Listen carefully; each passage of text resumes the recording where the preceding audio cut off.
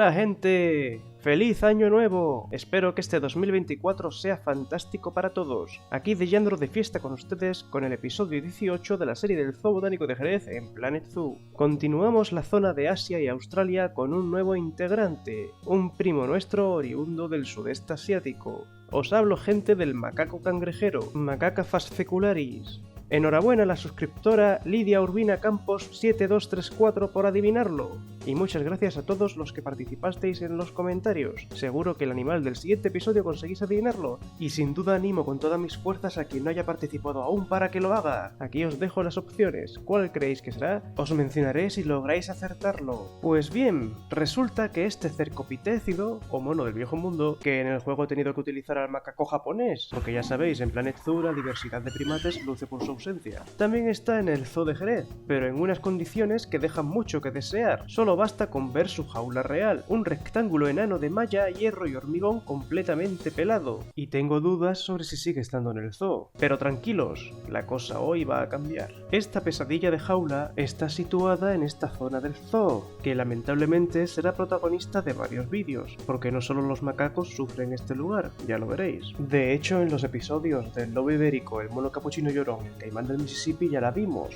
Pero bueno, en concreto, para este primate, en mi versión del zoo, su nueva instalación ahora va a estar aquí, justo al lado de la nueva instalación que visteis del panda rojo en el episodio anterior, siendo así el segundo animalito que habitará esta nueva zona del zoo. Así que venga, no esperemos más y veámosla.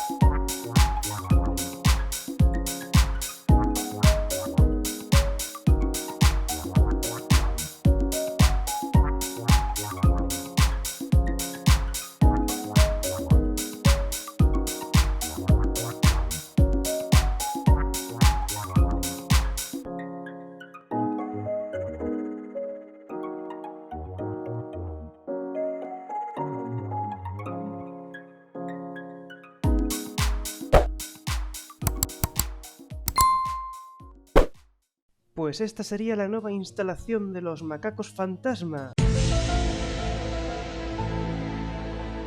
digo, de los macacos cangrejeros.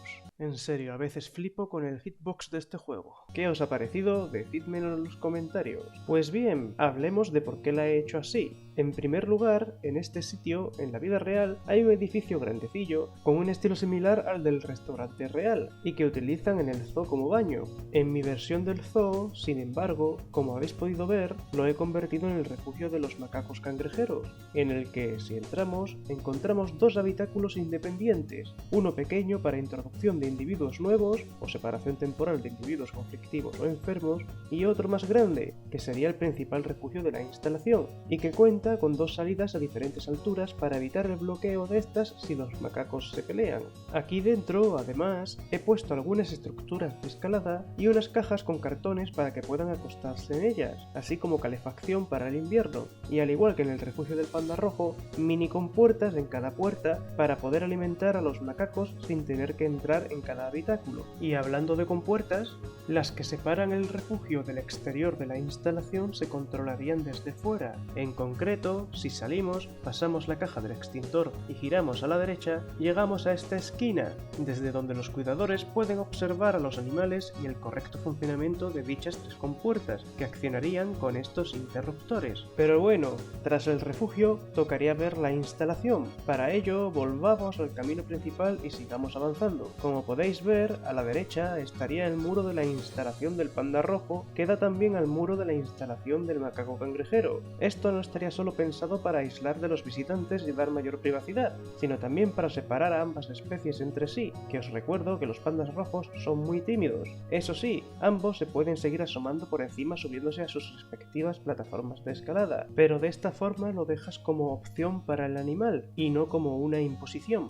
Y bien, pasando este muro, finalmente llegamos a mano izquierda al mirador de la instalación. Como el terreno aquí está en pendiente, he decidido hacer el mirador ligeramente elevado para que no esté tan inclinado el suelo, con una rampa con pasamanos para que todas las personas puedan asomarse, y un banco para quien se quiera sentar. Todo bajo un techo recreado con el estilo del mirador del chimpancé del zoo real, pero mucho más pequeño, con su canaleta para evitar que haya goteras cuando llueva y algún hierbajito que ha aprovechado una superficie tan plana soleada para echar raíces sobre ella, que a mi parecer, en su justa medida, es un detalle que le da más realismo, porque no va a estar siempre impoluto ese techo, detalles que también he añadido al refugio suyo y del panda rojo. Y aparte, por aquí fuera del mirador a la derecha, encontramos una zona de exclusivo acceso al personal del zoo, que da al lateral de la instalación, completamente hecho de malla metálica con dos accesos, uno solo para personas y otro más ancho para que también puedan entrar vehículos, carretillas y similar, para cuestiones de mantenimiento,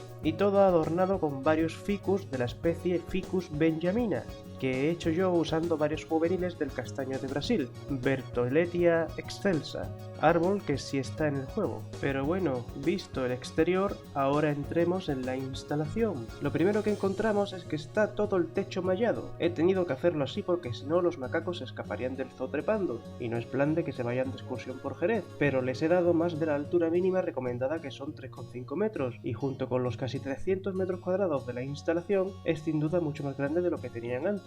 ¿No os lo parece? Todo, os recuerdo, cumpliendo ahora sí los requisitos de la EAZA. Por otra parte, los árboles vuelven a ser los que hay aquí plantados en el zoo real, mientras que el resto de plantas las he añadido yo, en concreto un majuelo, Crategus monogyna, varios helechos Boston, Nephrolepis exaltata, algunos bambúes negros, Philostachys nigra, como los que le puse al panda rojo, y numerosas herbáceas comestibles por el suelo, así como un par de Ficus benjamina de nuevo también, todas pensadas porque son especies que podemos encontrar en Asia, y lo más importante, porque al parecer ninguna es venenosa para los primates. Sin embargo, estos animales necesitan trepar mucho, y como con las plantas que he puesto probablemente no tendrían suficiente, para ello he puesto esta estructura que veis aquí, que es la que les permite asomarse fuera de la instalación por encima del muro, aunque también pueden hacerlo por este lateral de la instalación, y que rodea esta charca en forma de infinito, que la he hecho así no por la EAZA, sino porque me parecía bonito, y si seguimos el muro este que he vuelto a adornar con ramas pintadas y rocas de cartón piedra, llegaríamos al refugio que os enseñé antes.